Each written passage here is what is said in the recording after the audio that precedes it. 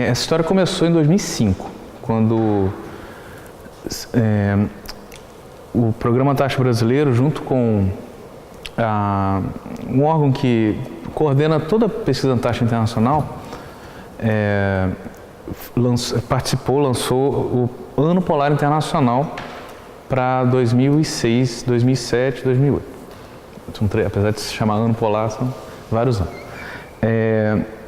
E esse edital do Programa Antártico Brasileiro de 2005, visando o Ano Polar Internacional, ele tinha um escopo bem amplo de pesquisa a ser realizada, incluindo a evolução antártica, do ponto de vista geológico e biológico. Assim, um projeto de pesquisa em paleontologia cairia como uma luva nessa perspectiva. E foi quando enviamos em 2005 para ser aprovado, para em 2006, no verão de 2006, dezembro, nós irmos. Então passamos de 26 de dezembro de 2006 até 18 de fevereiro de 2007. Entre idas e vindas, e 37 dias nesse inteirinho, janeiro e fevereiro, em James Ross. Após o retorno, começamos a trabalhar nos espécimes coletados. As plantas, as folhas fósseis se tornaram tema de um doutoramento lá no Museu Nacional, no programa de pós-graduação em botânica. Os troncos fósseis, os lenhos, se tornaram tema de um mestrado. Pesquisas já foram feitas, teses já foram defendidas, alguns artigos já saíram.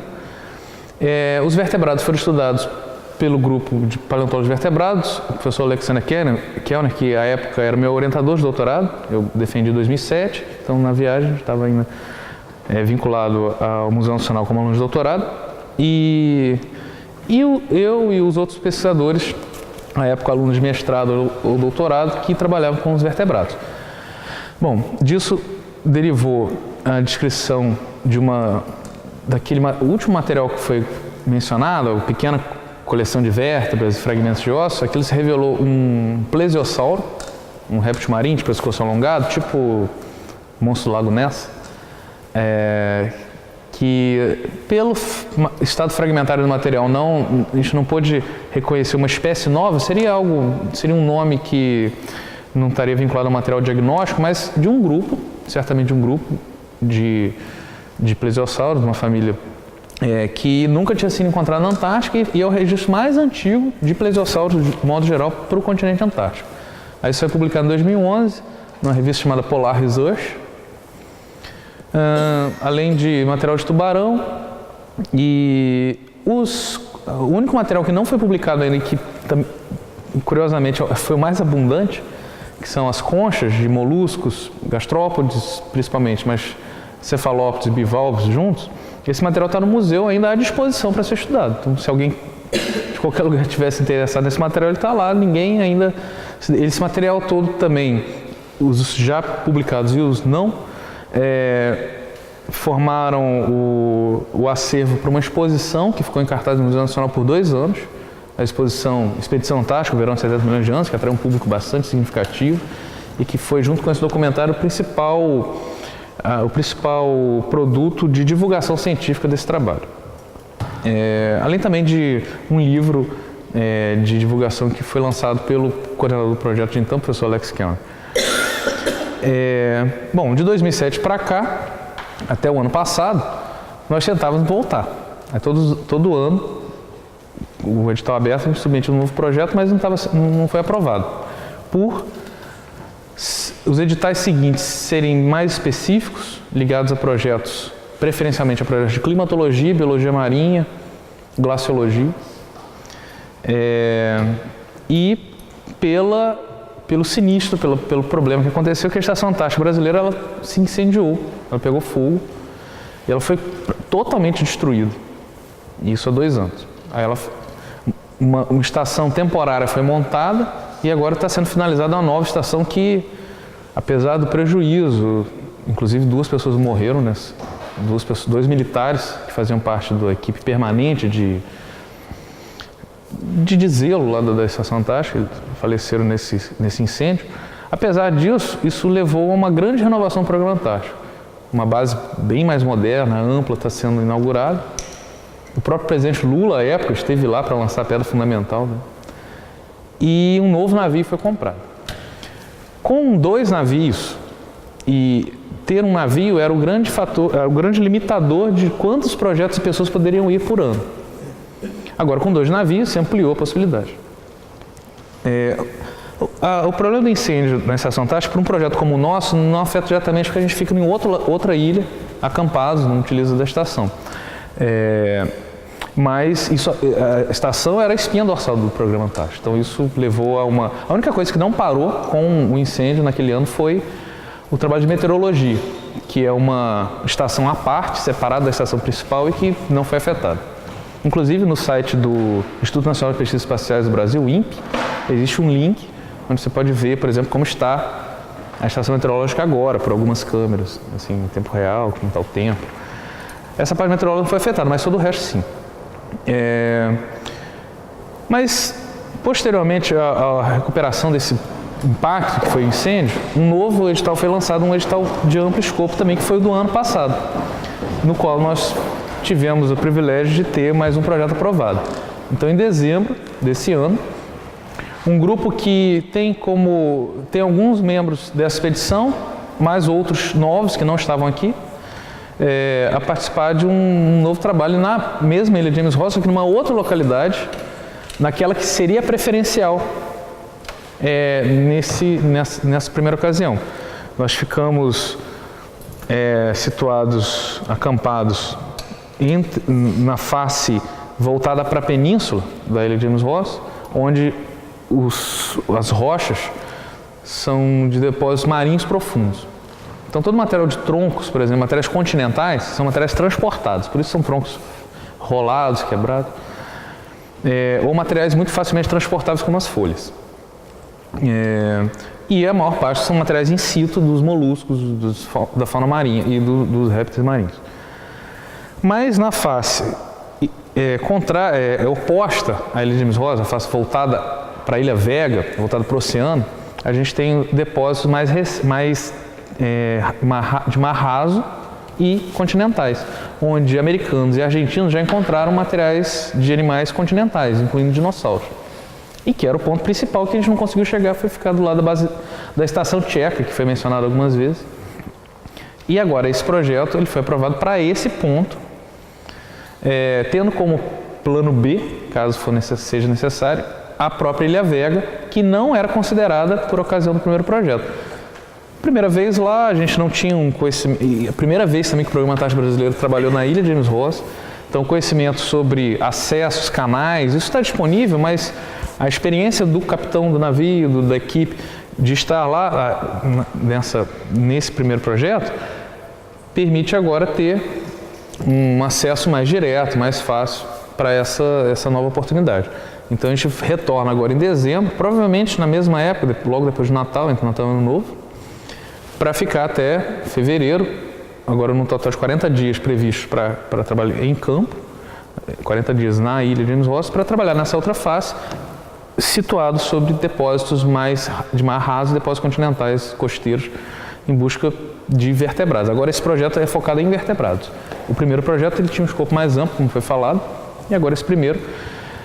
De lá para cá, os grupos foram crescendo e a equipe que trabalhava com botânica e micropaleontologia achou por bem enviar um projeto independente de vertebrados.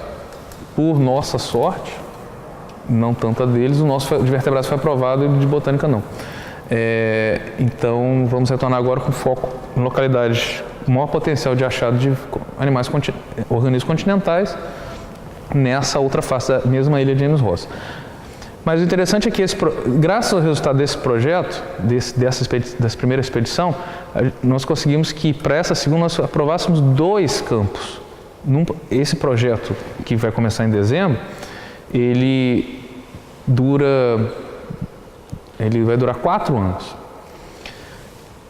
tendo 2 trabalhos de campo, um agora em dezembro e outro no final do ano de 2014. Então vai ser um no verão 2015, desculpa, e um próximo verão 2015-2016.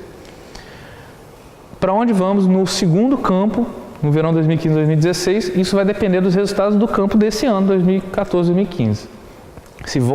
se a gente encontrar muito material que não pudesse ser coletado, amostrado de maneira significativa nessa expedição desse ano, no seguinte a gente volta ao mesmo local. Se não, a perspectiva é ficar na Ilha Vega, que é a ilha vizinha, onde continuam os depósitos continentais, onde já foram encontrados dinossauros, aves e outros materiais dessa mesma idade do Cretáceo Superior, em torno de 70 milhões de anos. Então, de 2005 para cá, né, foi uma espera de quase 10 anos para poder aprovar um novo projeto, e a gente está recebendo isso com uma grande expectativa de poder ter um trabalho, inclusive, até mais produtivo, porque agora a gente já conhece a realidade climatológica, não só da literatura que a gente já conhecia, mas vivendo mesmo. Os pontos de acesso, as rotas de acesso. A localidade que a gente ficou acampado em 2006, era possível acessar o local onde a gente vai querer acampar agora, em 2014. Mas era uma viagem de 4 horas de quadriciclo.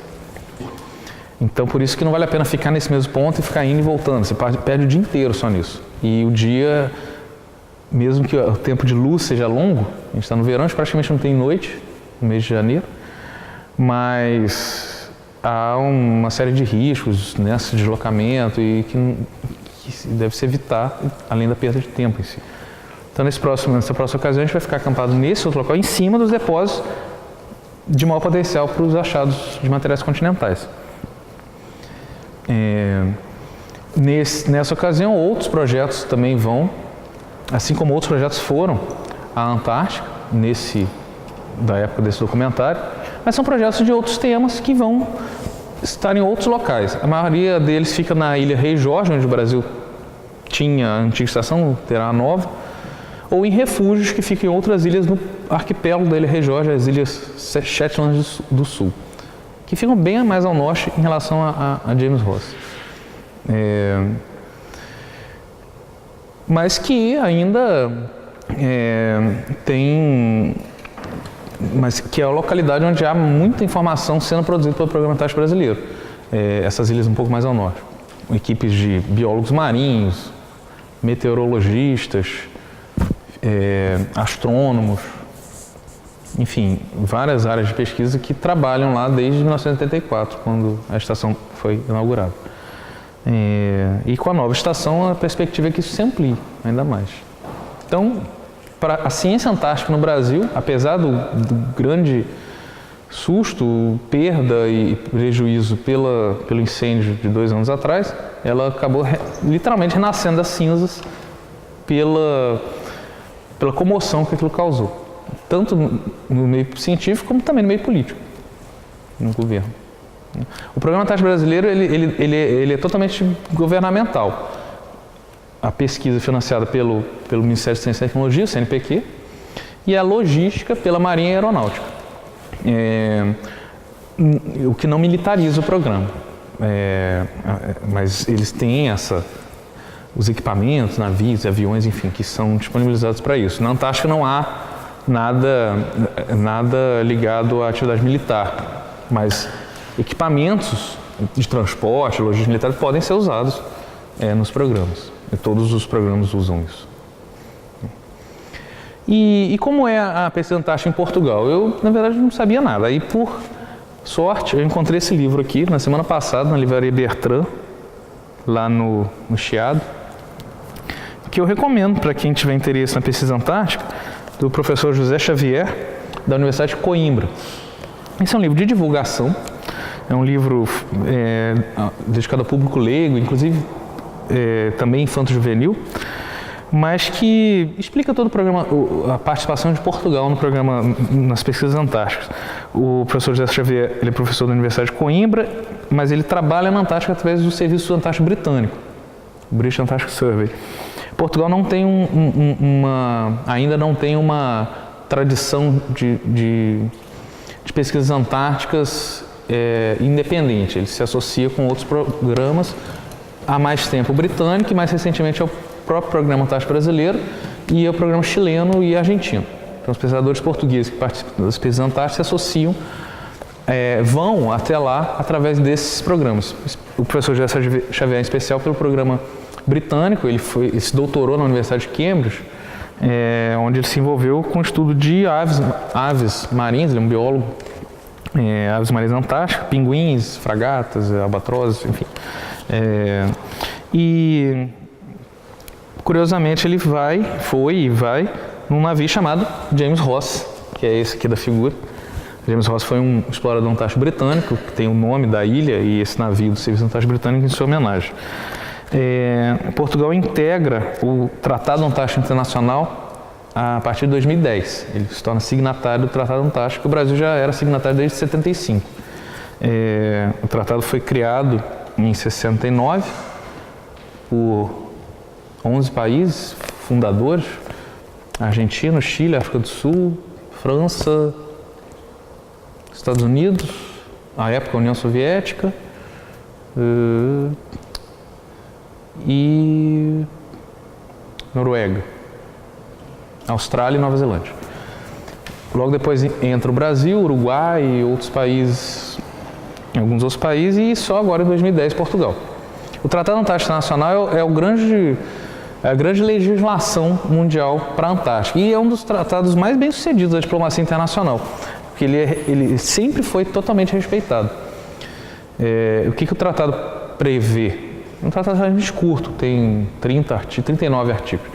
Basicamente ele diz que na Antártica só pesquisa científica, nada de exploração comercial, mineração, petróleo, enfim, nada que leve a impacto. A Antártica é uma grande reserva, uma reserva natural do mundo. O trânsito, ele até é tolerado, existe um turismo antártico, mas sobre certas normas e só em algumas localidades. Mas é um turismo que não está acessível à maior parte das pessoas, é muito custoso, e que não pode haver nada ligado a armamento, testes, trânsito de armas, enfim. Então o navio Arirongel é um navio da Marinha, mas ele não é um navio armado. O Chile usa alguns navios que eram navios de guerra, mas adaptados, desarmados, adaptados para o serviço antártico. E o Tratado Antártico, então, tem hoje mais de 100 países signatários. E uma das premissas de um país ter voz e voto no âmbito do Tratado Antártico Internacional é desenvolver pesquisa na Antártica. Então, quando Portugal desenvolveu pesquisa na Antártica através do próprio professor José Xavier e agora mais recentemente ex-alunos desse professor, que tem agora grupos independentes, isso fez com que Portugal atendesse a um critério do Tratado Antártico, que é manter uma linha de pesquisa na Antártica, para poder se capacitar, enfim, para ser um signatário ativo do Tratado Antártico, em que o Brasil já é desde 75, com a estação inaugurada em 84. Então, quem tiver interesse na pesquisa antártica portuguesa através do programa que aqui se chama Propolar, que é um programa até um pouco mais amplo, o programa Antártico Brasileiro é Antártico.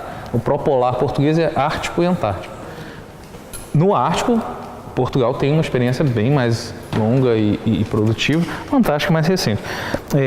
O Propolar é o caminho para o português oficialmente desenvolver pesquisas antárticas com financiamento de projetos, enfim. E lá no Brasil, o nosso programa Antártico Brasileiro. Quando esse documentário foi feito, muitas das publicações, das descobertas, enfim, que eu comentei no início, elas não tinham sido feitas ainda. Então é preciso haver uma atualização desse documentário, mostrando o que foi descoberto, o que foi já reconhecido, publicado a partir desse trabalho. Quem tiver algum interesse, eu tenho uma página no site academia.edu, onde eu coloco lá os PDFs dos trabalhos. Então, esses derivados antárticos que eu participo, os de vertebrados e um de botânica, estão lá disponíveis.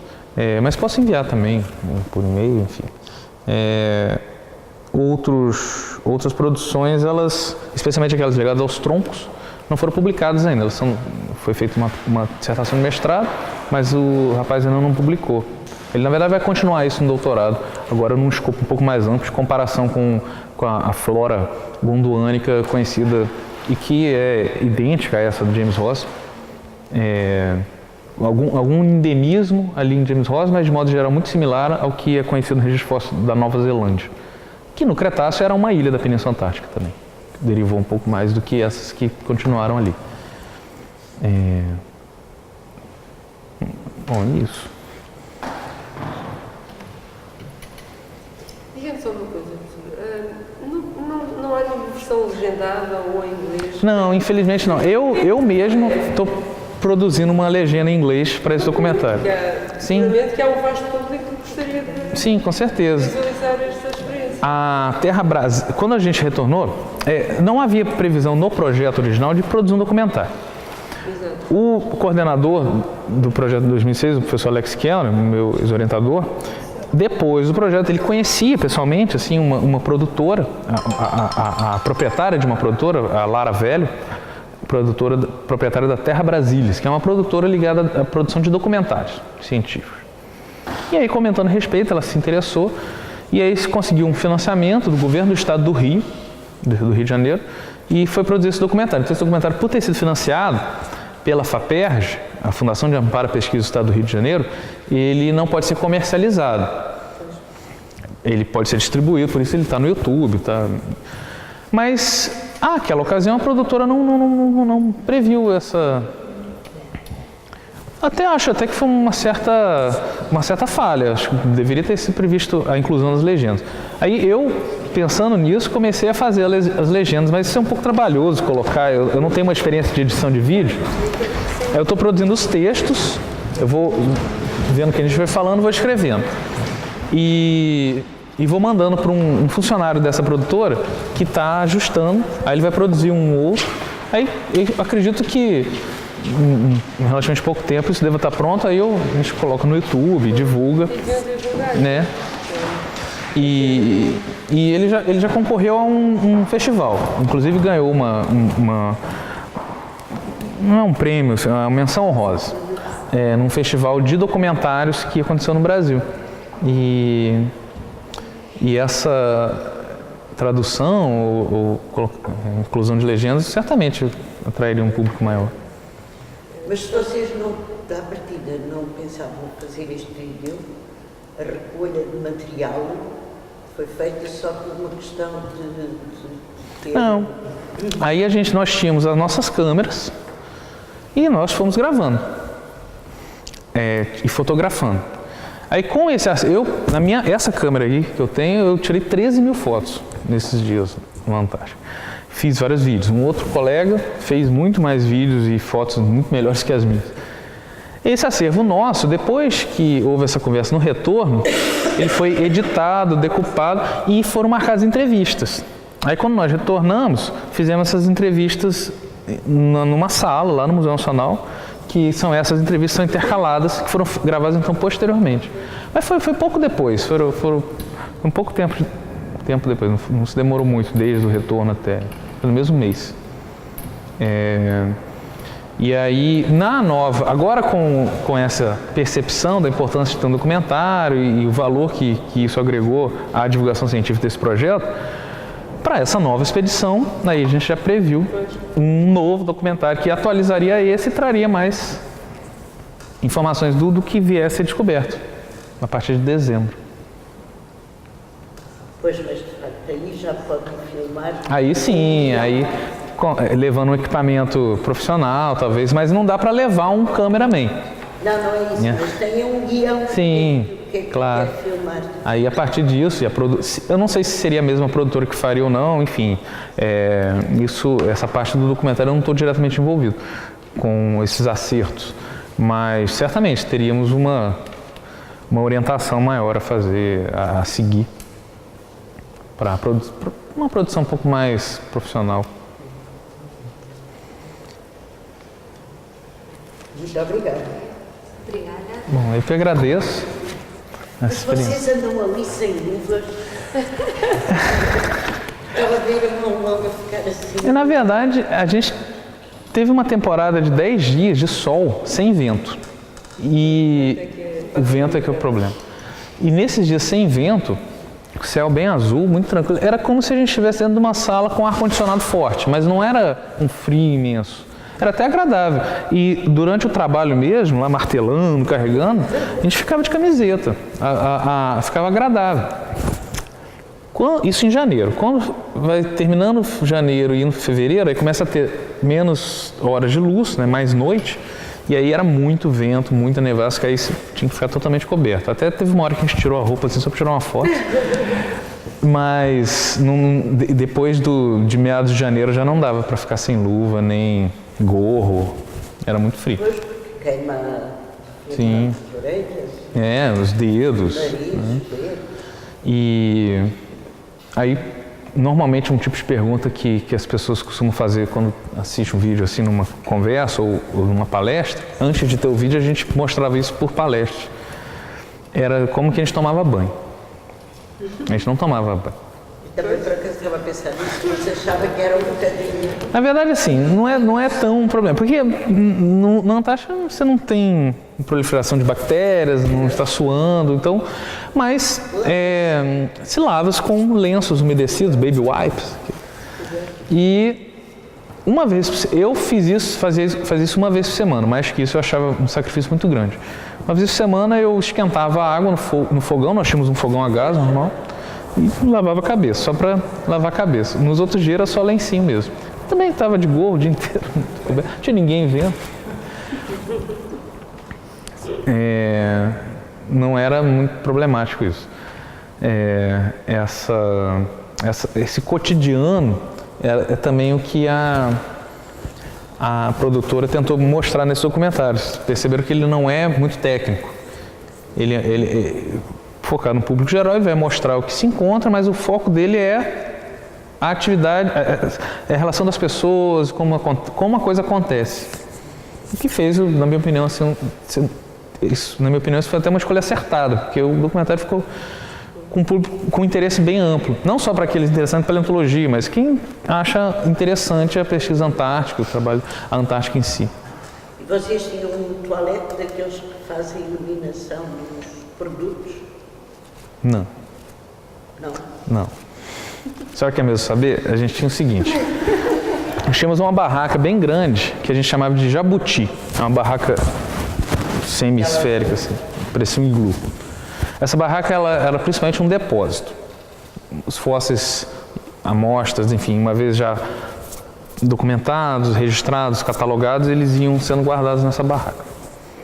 E a gente tinha um vaso sanitário de plástico, um toaletezinho de plástico, e vários sacos plásticos. E aí esse toalete ele não tem encanamento, ele é só um assento. Aí você coloca esse saco plástico, usa, amarra o saco plástico e guarda. Uma das coisas que o Tratado Antártico diz é que você não pode deixar nada lá.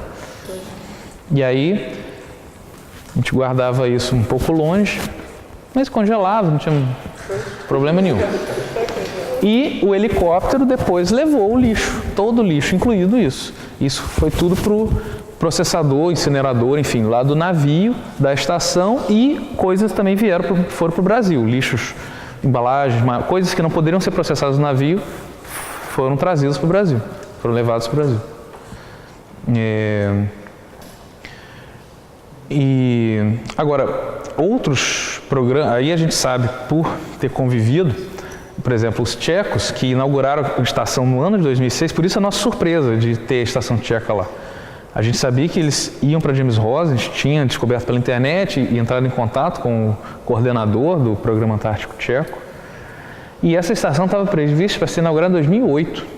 Em 2006 ela já estava. Só que ela não tinha sido ainda inaugurada oficialmente, mas ela já estava funcionando com a primeira equipe lá, de pesquisadores da República Tcheca, a estação Gregor Mendel. Em homenagem, é o nome da estação. E os tchecos, eles não tinham, eles descartavam, eles enterravam. Talvez porque era a primeira, porque a estação não estava ainda totalmente operante. Hoje provavelmente não é assim. Mas a rigor, pelo Tratado Antártico, não se pode deixar nenhum resíduo lá. Mas andando pela ilha James Ross, nós encontramos latas de óleo ingleses, do serviço inglês, encontramos barris inteiros, que eram vazios, mas de combustível, do programa argentino. Então, nem sempre isso foi muito respeitado. Mas era um material que, pelo estado de conservação, já era bem antigo, talvez até, não digo anterior ao Tratado Antártico, mas talvez não tanto enquanto ele ainda estava em vigor total, respeitado por todos.